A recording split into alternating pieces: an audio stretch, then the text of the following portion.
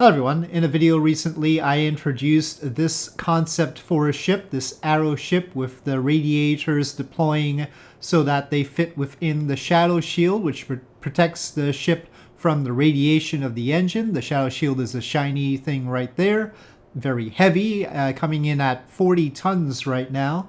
And so everything has to fit within it so that it doesn't deflect any of the radiation towards the hab, which is that portion.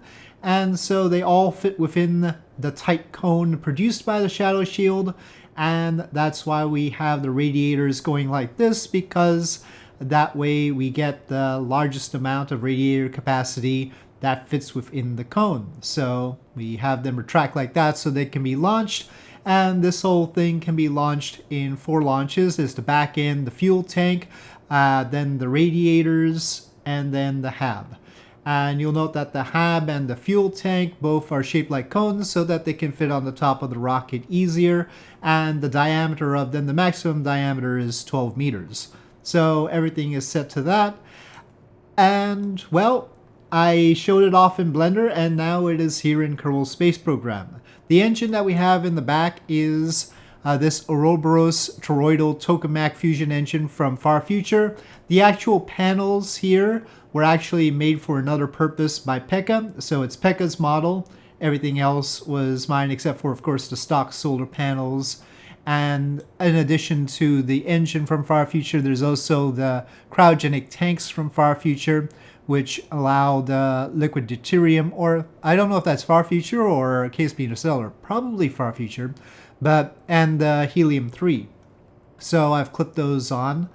But then there's the rest of the ship, which was my design in Blender, and we'll see how it looks in here in space. But before I do that, there is a matter of the heat management. So I did configure the radiators so that they work with system heat, which the far future engines require, and we have plenty of radiator capacity, but we probably shouldn't.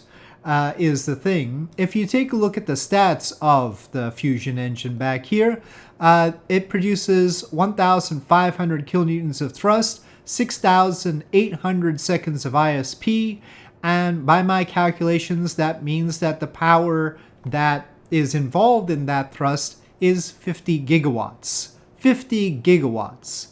Now, that means that for that engine to produce only 8 megawatts of waste heat, its efficiency must be greater than 99.99%. In other words, of the fusion energy that's being made, 99.99% more than that, more than 99.99% is being used for the thrust. And then there's only 8 megawatts of waste heat. So obviously our panels are good enough for 8 megawatts, but if we're really talking seriously, they wouldn't be enough to deal with this engine. I decided to talk it out with an AI. In this case, I went with Google Gemini, and I said, okay, what's the best non-magical amount that we can get out of this? And I got it to agree that given our radiator capacity, we could probably swing 100 kilonewtons with the same ISP, and then that'll be all right.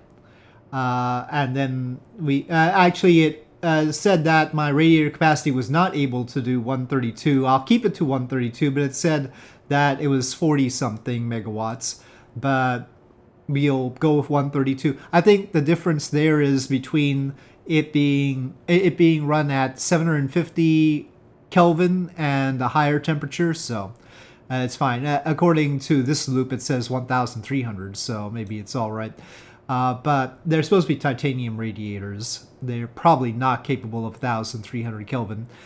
But, alright. So, I should probably turn this down to 100, 150, let's say. So, a factor of 10, and then it'll be not magical, but pushing credibility. I mean, it'll be right at the edge of plausibility there. But we can swing that.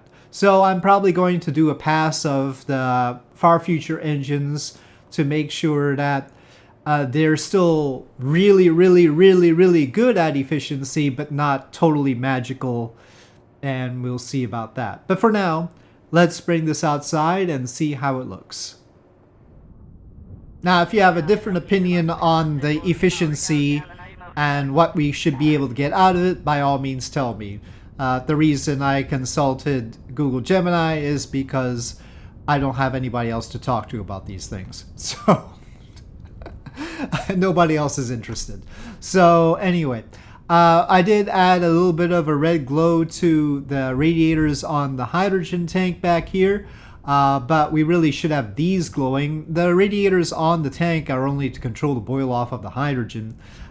These are the ones that should be glowing more. There is a lot of area there. It's just that we can't have really hot radiators directly in contact with the hydrogen after all. So we can't put 750 Kelvin radiators right on top of the tank. So these are capable of going to a much higher temperature and they should be glowing more. But the reason I haven't done that is because the way I made it glow is not by using the temperature of it. I don't know how to do that yet. I just added a glow. But the way I add a glow is going to be dependent on each mesh. And the panels are composed of a lot of little meshes. So it's a lot harder. So anyway, that's how it looks out here. And let's go into orbit. If you're wondering about the solar panels, the reason why we have those is to make sure that it stays powered and everything when the reactor's not running. And even so, the reactor may or may not be able to provide power, I'm not sure. So let's get into daylight. And the first test I need to do is the RCS effectiveness. We have RCS blocks in the back here that turn everything. We are 277 tons, which is pretty good, considering that we are meant to have a crew of 8 at most. They have 1 year and 128 days of supplies. Well, let's say 127 days of supplies. And we have a total delta V of nearly 40,000 meters per second, deliverable in 1 hour and 32 minutes. So that means that once I turn down the thrust of this, we're talking about 15 to 24 hours. Fortunately, I do have Pekka's warp thrust mod, so we can time warp through those burns. This is just a little bit too feisty, it turns out. Alright, I wonder if I should turn down the mass of it, though, if I'm gonna turn down the thrust. Not sure. Okay, we have to actually start up the reactor in order to activate the engines, so we don't have that. Let's just turn prograde and see how fast it turns. So there it goes. That's probably pretty fast. I could probably tune down those thrusters. I think they're at 8 kilonewtons right now.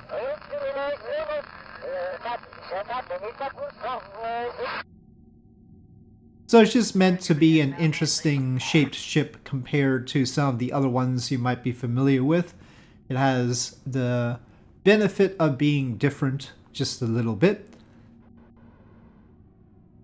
Okay, so how much of our RCS propellant did we use? Because we have a lot of hydrogen, the whole big tank is hydrogen, but we don't have a whole lot of liquid oxygen, which the RCS also uses. So we used a fair chunk of RCS propellant just to make one turn. So that's worth noting. And this wouldn't be able to dock to anything else. If we wanted something to dock, it'd probably dock on a node back here, but this probably needs the oncoming vessel to dock with it, and we don't want it to do the docking right now. Well, right now its RCS is not capable of that. So, okay, RCS is pretty quickly depleting.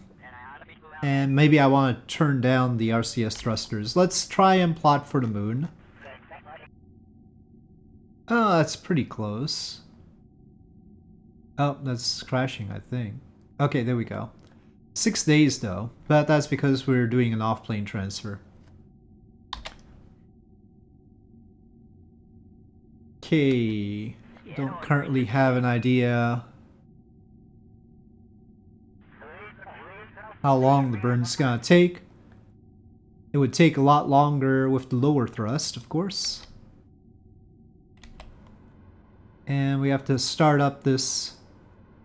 So we are charging. So that's one thing that takes the solar panels, is charging it up. You can see the electric charge depletion as it starts up. We could have a secondary reactor, but this is cleaner. Technically, we should also have our radiators edge on to the sun. So there it is. Okay, well, enable reactor. Give it a little bit of throttle. Activate engine.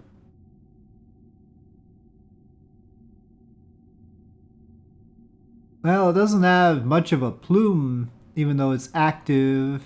Even at 33, I can hear it. It's got a glow now. Only from certain angles, though.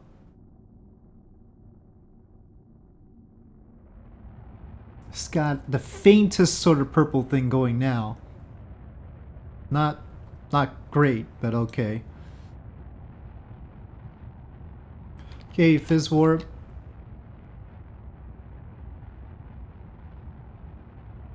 Oh, it's getting a little bit wobbly. Oh, the thrusters are going all over the place. Okay, they were too powerful anyway. Let's cut that down a bit. Well, it still gets wobbly. I don't have auto strut going here. It's just joint reinforcement, Kerbal joint reinforcement. So maybe I will need to auto strut it. It is oscillating, but not breaking apart yet. But it is rolling though. I had rolled it so that didn't have the radiators facing the sun, but now it is. Let me come out of warp. Just chugging along.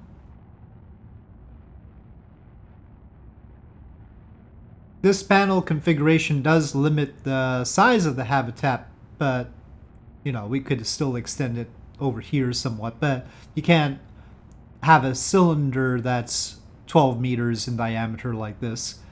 But, you know, sometimes you need to focus on the heat rejection instead of focusing on the habitat space. That's just how it is. And the faster your ship can go to a place, then the less habitat space you need. I mean, if we're going from Earth to Saturn, let's say, that's a long trip, right? Normally takes a long time. And what we see here is that with 38,700 meters per second, which is pretty much all that we have, if we could do these things perfectly efficiently, it would take 1 year and 115 days, which is what we have supplies for, basically. We have 1 year and 127 days. So in theory, this could get over to Saturn in 1 year and 115 days. Would that be good enough to negate the need for artificial gravity? I doubt it, but this is actually quite a lot of space in this hab, so for the 8 Kerbals, it shouldn't be too bad. It's more space than the ISS has for people. Well, we've got a pass at the moon there. Lunar periapsis. I can use the RCS a little bit. Probably not good to use it a whole lot to make adjustments. We could certainly get there faster than 6 days if we wanted to, but okay, we're rotating too much. Okay, back to prograde, please. Okay, well, out we go.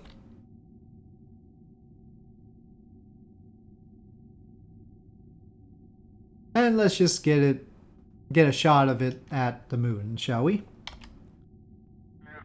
Well, that's much further out than advertised. Just trying to get closer to the moon here.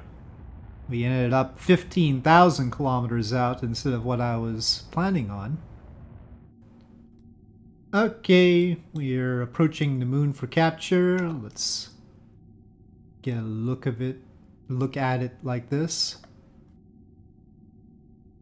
Well, the lunar surface sort of makes this somewhat camouflaged here with its coloration. Okay, we've captured and are just bringing the orbit down. Trying to find all the nice angles here.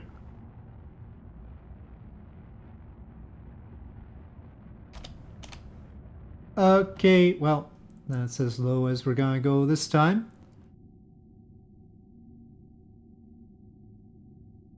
Well, it's obviously meant for more things than the moon, but here it is for now. So this will eventually be part of the future tech mod, and once it's part of it, I'll link it in the video description, but I have a few more things to work on. And probably I'll have an update on the far future engines, the RO configurations for them to make them a little bit more realistic. But for now, with that, thank you for watching. I hope you enjoyed this video. If you did, please do press like. If you have any comments or suggestions, please leave them in the comment section below. And I'll see you next time.